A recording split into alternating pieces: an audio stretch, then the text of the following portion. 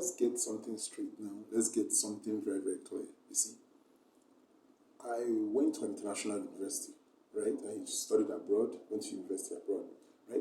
And so I don't, when I'm called for interview, right? I went to Queen's University in UK, right? When I'm called for interview, right?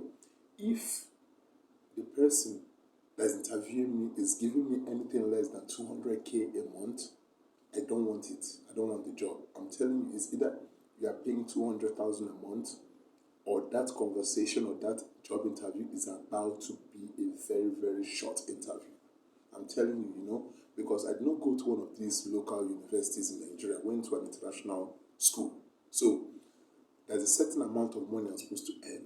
I'm entitled to it. That's what it is. I'm entitled to it, and there's no way around it. I'm not compromising for nothing. If it's not 200K, it's about to be a short conversation. That's the mindset. That's the first mindset. The other mindset is, I come for a job interview, right? Or maybe the job is to be something, maybe accountant or manager or something. And honestly, as the interviewer is like telling you about the job, what you're going to do, the person is like, I don't care about this job. All I want to know is, how much does it pay? How much does it pay? And then the person might be telling me, oh, you're going to do this. And I'm like, how much does it pay? How much does it pay? And then when you finally get the amount that it pays, they're like, okay, did he say 60,000? Do I want to do this job for 60,000? I don't like the job, but, I need the money, So let me do it for 60,000. Let me just do it. So you're not looking at, this is where it gets interesting now. You're looking at somebody that is doing a job they hate. They are doing it because of the money, right? And then as they get the job, the mentality they have when they walk into the job is, I don't like this job, so I'm doing it for the money, right? So what the person is going to do at the end of the day is he's going to coast through the job, He's going to do as little as possible, you understand? As little as possible that he doesn't get, as he will do as much as possible so he doesn't get noticed, you understand? So things like eye service will kick in. You just do enough that nobody calls attention that he's not doing well. And then when he sees that nobody is paying attention to the person coasts and waits for month after month to collect the paycheck, month this, month that, I'm collecting my paycheck. And then after a while, something interesting start happening. Maybe the person's work starts slacking off and the boss start calling the person on the job. Like, oh, you're not doing this. You said you're supposed to do this. You're not doing this. And then the person, maybe because the person doesn't want to be disturbed or something like that, so the person gets tired of it, like, I don't even want this job again. The person walk off, Some people don't do that. Some people stay on the job, they keep coasting, they keep collecting the money until one day they eventually get fired from the job, It's like they have something they want to do, but because they're in Nigeria and because of there's no job and all the blah, blah, blah, blah, blah. So here they compromise on the job, and they just do it, and then when the boss is calling them that they're not doing their job because they are coasting, they start having the mindset that, oh, this boss is exploitative, he wants to take advantage of me, he wants me to do this, he wants me to do that, does he think I'm a dog, does he think I'm a slave here, this is the job, I'm not going to go and kill myself for this man, I can't come and kill myself on job will not concern me, I don't even like this job, you understand? So that's how the person works, that's the mentality of the person every day goes to work. Now, this is where it gets interesting, very interesting. Now, notice, the person is on this job, right? He hates the job, but he's doing that job and hoping that he or she gets promoted so he can earn more money or she can earn more money. And I see that thing going on in the ministry, People that hate a particular job, hate their position, but they want to get promoted in that job. How do you get promoted in a job that you hate? Do you know how psychologically damaging that thing has to be? And then, because they're doing a job they don't like, right? Their personal life suffers, because those things affect your personal life. Personal life suffers because you're doing a job you hate, That also affects your relationship with your people, your family, maybe your wife, your kids, maybe your neighbors, because you are living a life you don't like. You understand? So people don't see the extent of just simple compromising on the job, how it affects every other thing that they do. it even affects your money spending habits. People that hate the job that they do, sometimes they tend to spend a lot of money to compensate for that unpleasantness they feel every day as they're trying to make that money. You know? See, one thing I find very interesting, right? And this when you're talking about keep the money, don't keep your work and just give me the money. What I find interesting is a lot of young people that go to school, like adults, right?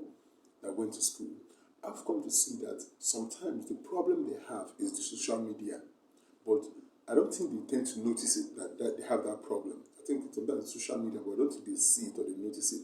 This is why I say it's a problem, you know. Social media, the whole idea of social media is to interact with people, you know, share content with this person, that person. I'm from Nigeria, I'm sharing content, and people like maybe in New York, England, they are seeing it, and you know, just connect us, right?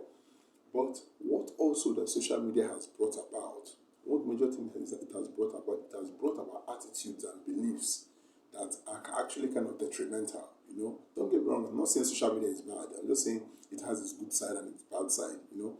Now let's look at the dark side of it. You see, social media is a way. Is like our fathers. They looked at the newspapers, watched TV to get the news. Right. Social media is our newspaper and our TV. You know, we use it to get news or news feeds on issues that happen. You know, they summarize the news for us there. It's a means of conversation piece, you know. What you see on social media, if you look at your interaction with your friends, you know, you'll notice is that sometimes it's usually about what you saw on social media, how one celebrity did this or that, and then before you know it, you're talking about it with your friends. Okay, a good example. The recent news is Andrew Tate, that he was arrested for money laundering charges or something. And if you are a follower, you probably have told your friends about it, or you probably talked about it, or how maybe you feel the establishment is going against him, is going to go and take advantage of him, or he's guilty, or whatever, you know. So what we see in social media makes up our conversation. You know, just like a good example is like the World Cup. Messi won the World Cup was on social media, and it was the conversation everybody was having, and the tweet and the loving of the World Cup trophy and stuff. You know, so this thing affects our conversation. It alters our reality. You know, we tend to see things that happen in social media as real, you know. And I'll get to that, I'll explain that. So let me explain that more. You see, we tend to see things on social media as real, and sometimes there's misinformation there and we don't know. You know, a good example, let me now, okay, we see a lot of things happening there as real, which actually is not. Or we don't see the full picture. A good example is this. Shooting this video, right? I'm going to put it on YouTube, right? I'm going to put it on Instagram and Facebook. Shooting this video, right? I didn't just sit down and then everything came together. You know, there's some work behind the scene. You know, there's some book. There's a process. You know, I have the idea. I sit down. I think about it. I organize it. You know, after organizing it, I talk about it. I cram it. I think of it.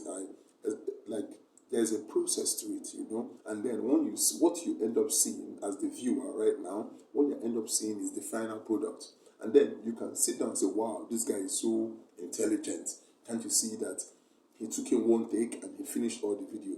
But in reality, that is your reality. That's what you are seeing. That this guy is probably a genius, and blah blah blah. But you are not seeing the other part, the work behind the scenes, where he's doing research, where he's thinking about the idea, where he was writing it down, where he was, you know. So you don't see that part. You don't see the hard work behind the scenes. All you just see is the finished product and assume everything came together and boom, this is it, you know. So that is one. Then social media refines our taste, you know. It tells us who to follow. Okay, don't follow Oprah Winfrey. She's a very good woman. She shares content that will help people. She touches people. Blah blah blah blah. Don't follow who do you say we should not follow? Who are the bad guys? Don't follow Cristiano Ronaldo. He's a Messi hater. He doesn't. He's always diving, getting penalties. Don't follow. So there's all people to follow, people to hate. Okay, don't follow this particular group. Don't follow this group. So and then, but one damage in this our concept, in this keep your work, you just give me the money. One concept that is evident in social media is this get rich quick schemes. You know, there's just this never ending gimmicks of, oh, you can do this and earn $20,000. You can